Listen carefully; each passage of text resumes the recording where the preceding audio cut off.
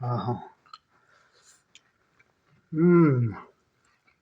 अब म मसला हाल्न तर्फ गइरहेछु।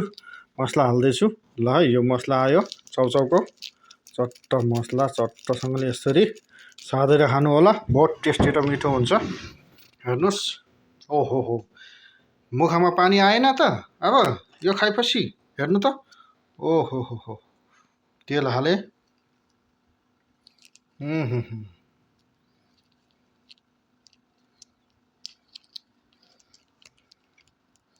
चट्टसँगले हेर्नुहोस् त, तपाईँहरूलाई कस्तो लाग्यो यो? तेल धेरै हाल्नु हुँदैन। कहाँ कतिलाई उसमा ओहो खाने होइन त अब तपाईँहरू सबैजना मिलेर बबाल छ नि होइन? ल है साथीभाइ, यसरी नै बनाएर खानुहोस्। कसैले मलाई भनेको थिए 7वटा चाउचाउ खाए। मैले नुन हालिसकेँ। अब यसलाई के गर्छु, फेरि ट्रान्सफर गर्ने, निकालेर यसलाई डेकोरेसन गर्ने।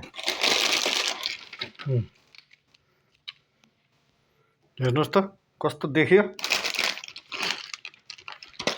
भवाल देखेन त? चट्टसँगले ओहो। ल अब मैले स्टार्ट गरेँ साथीभाइहरू। आजको मेरो रेसिपी चाहिँ यो चाउचाउ, विदेशी चाउचाउ चट्टसँगले पिरो अमिलो चाउचाउ चट्ट लिएर। केही छैन, रुममा अब बसेको छु। अब जाडो छ।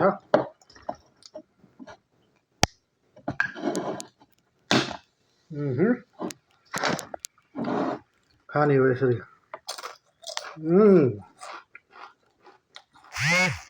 अब चम्चा छैन, अब हातले ल्यायो।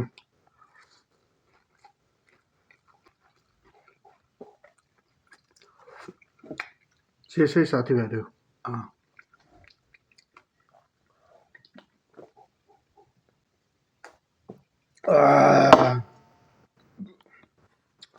छुट्टीको दिन यसरी नै बनाएर खानुहोस्, मन खुसी हुन्छ। चिप्स हो, आलु, यसमा मटर भएको भए अझ स्वाद र टेस्टी बढ्थ्यो। चना चट्ट मोलेर है, आहा।